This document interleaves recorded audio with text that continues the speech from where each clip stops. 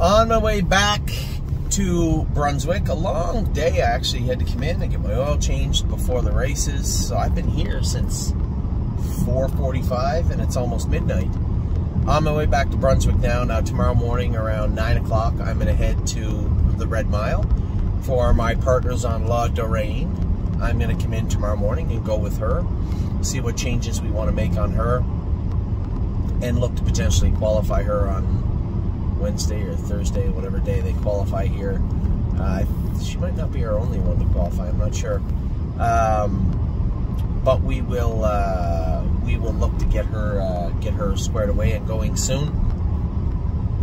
You know, I had a pretty good, obviously coming off a pretty tiring weekend, running around with all these baseball and then the races last night, and obviously all the emotion that went around with finishing second, with time is on my side, and winning the Gold Cup elimination. Just a lot going on, and today I didn't want it to go unchecked, unnoticed.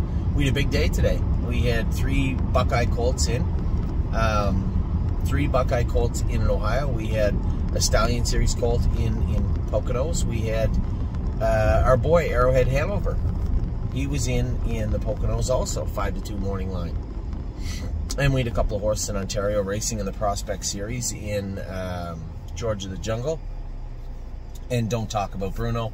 I guess I'll just go in order. Don't Talk About Bruno. Looks like he came first over on the 20-cent favorite. It's hard to get a gauge on Georgian. I raced on George in the last couple of years. It was a 5/8, so it was a, you know, it was a reprieve from half-mile racing at Grand River Raceway, and then they just built this, what appears on paper and from watching it on TV, this amazing 5/8 mile track that they just smoke on. And Georgian still, you know, the deteriorating, I think, is the proper word. You know, when I was a little bit younger, I was the leading driver at Georgian Downs one year, and that's when they had all the slot money, and it was the place to be, right? Outside of Mohawk, it was the place to be. Now it's the place not to be, and the surface isn't great. I know Georgia Jungle's been pretty sure-footed, aside from a break with no hobbles on much earlier in his career. And I know that Dominic said he warmed up much better. He was flat last week. He was flat training also. So expectations from my end were tempered going into Georgia the Jungle now. Brett, I guess, told Dominic he was really good, just a little revved up, and maybe asked him for a little too much going into the turn. He made a break. It happens. We've all been there. But the most important thing was that he did have a little more life to him, at least from what I've been told from Dominic and Brett. Now, Don't Talk About Bruno, the first over into the favorite, not the best position to be in. What are you going to do? When you sit in a short field, you got to move at some point. Bruno ends up first up, gets chewed up a little bit, 4th beat 12. But again, coming off a mile where he trotted in like 58, is it that much slower in Georgian Downs and Grand River race right now? It very well might be. I have no idea, and I certainly can't answer that. But neither of the lines were impressive. I'll pitch George's because he made a break, but I was expecting quite a bit more from Don't Talk About Bruno. So a rather lackluster summer continues for those two. You know, where to on the horizon? I guess I'll give a pass to Georgia the Jungle, but I'm going to need to see Bruno put in a better effort. It looked like he was coming forward in his last 2. I was rather impressed. But tonight I did not watch, I'll be honest, I did not watch the race for Bruno, but the line looks rather pedestrian to me, so I'll have a closer look. I did talk to Dominic quickly after the races, and he said that Bruno's race was okay, you know, first over into the favorite, and then the other horse was much better, had some life to him, but ended up boiling over going into the first turn. We did change his shoes again also, hoping that was going to help. It appears it did not, but that was the plan. So we'll see how they race next week. I expect a little bit more from those guys. Prince Charmer needed some help to hit the board tight, and he got it. A couple of breakers off the car, got spotted away in behind some speed. Fastest mile of his life, I believe. Maybe I'm wrong, but a good mile from him tonight. He fought off the horse 4th on the outside, trots in 56 and 3, had to come 29 and a piece on the end of it, and looked really, really good doing it. Felt really good too. So what I've been reporting to you as far as him improving and getting better and going to be a pretty useful horse for us towards the end of his sophomore season, I still stand firmly behind that. I think the horse looks really, really good as we head into the latter part of the summer. Now, the cooler part of the night started. We had Irresistible Sun.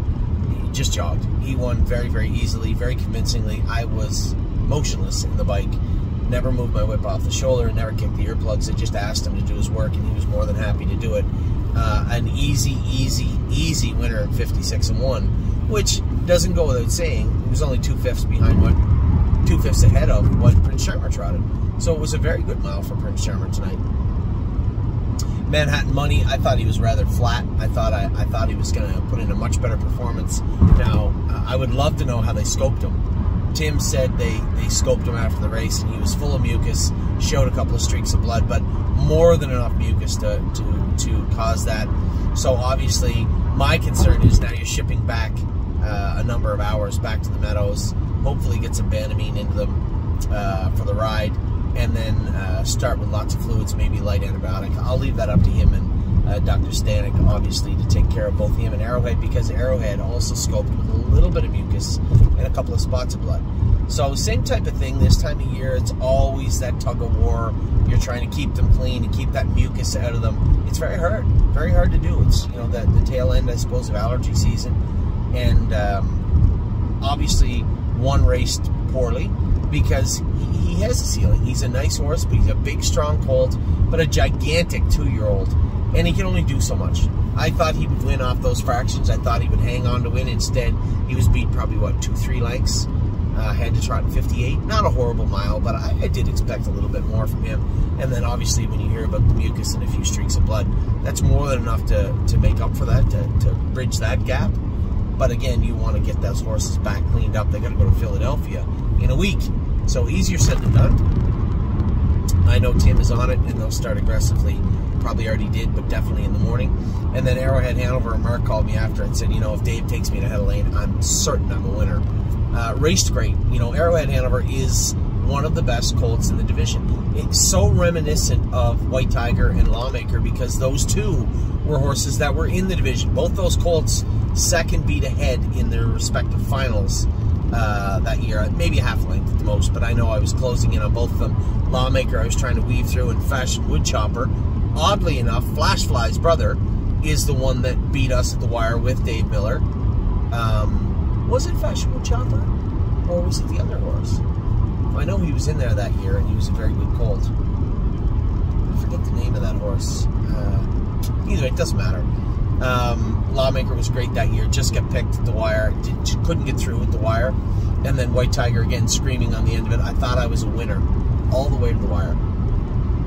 Just come up a hair short. I think Yannick beat me with Asiego or Asego, or anyways, in Europe. I forget his name. Anyway, both colts come up just well less than a length short at the wire, and hopefully we can get that monkey off our back, and if we're in a good spot, finish up. We've already made the final by points, I'm sure of that. If we have a good fourth division and are draw favorable in the final, who knows what can happen. A couple of more little races for Arrowhead, and that will be the end of his 2-year-old season. Fourth division, final of the PA Sires. Then he has the Keystone Classic and the race in Delaware. He's going to make an appearance, a rare appearance in Delaware, Ohio at the Standardbred. It will be his, I guess, his second last race of the year, I believe. Either way, somewhere in there. He's had a tremendous year, and good bunch of horses in Pennsylvania, and he's definitely in the mix. Mark liked him a lot, and as I said, he thought that if Dave had got him to that lane, he's a winner. He'll get his crack at them again next week in Philadelphia. Now, Gypsy Hill was the only one left, and I didn't really know what to think. I hadn't drought Gypsy Hill on a half. I know I watched Ryan Stahl win with him. He looked rather impressive. I thought he looked good. Gypsy got away third. Tyler pushed from the inside. I wasn't in a hurry. Whether Hunter dropped in the 2-hole or moved back to the front, either way I was coming. And as soon as the dust started to settle, I was on the move, cleared to the front, and really he just overpowered them at that point. Both those colts were much the best tonight. They both raced very, very good, have had a great season. You know, behind the scenes, there's a lot of talk going on about the Constellation. Have to be very, very careful where we step moving forward. There is not, they didn't even have, I don't even know how they did this, but they didn't even have enough horses to fill a Sire Stakes race the other day. They had 4, which I thought they would have had to race that. I'm surprised they didn't.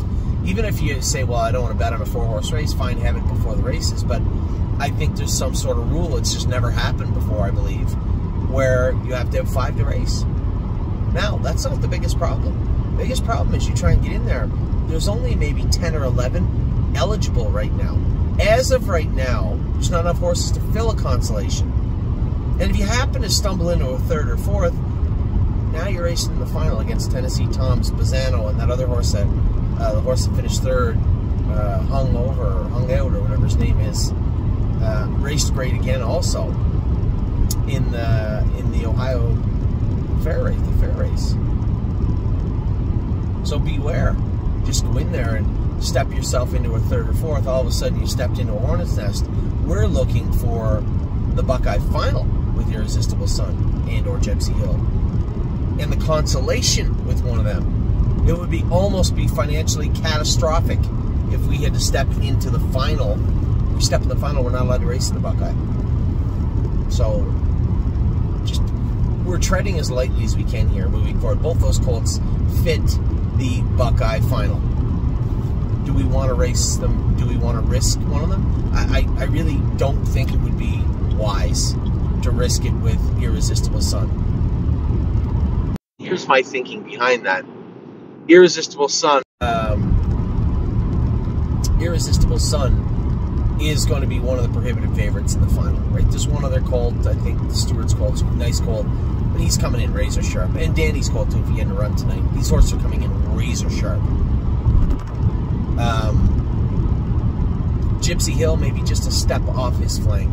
He's not quite to the power level of Irresistible Sun. He's a bigger, stronger colt this year, but close, and close enough where post position could mean a big difference. Now, if I'm right, and Gypsy Hill draws in the middle of the gate, all things being equal, he's 3rd or 4th best in the Buckeye Final.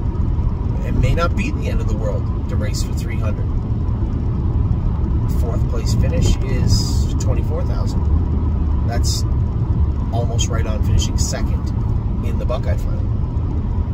But now you can't race in the Buckeye Final. And if we're lucky enough and we get in the Constellation and some other horses do the same and they fill a Constellation, well, that would be perfect.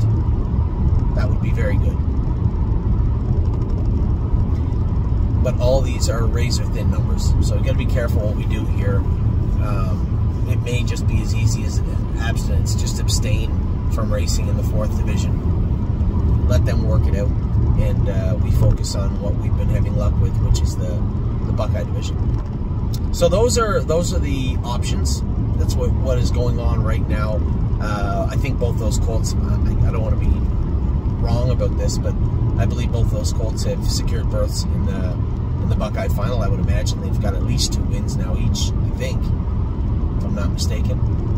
I'm sure somebody will bring it up if I am. But having a super year with these sophomores, even Prince Charmer, there's a horse, I don't know where he sits. He might be able to get into the Buckeye Constellation also. That's a possibility potentially. So we've had a great run all weekend. I'm fancy like time is on my side. Even AJ raced really, really good. I was proud of him. Save America was awesome.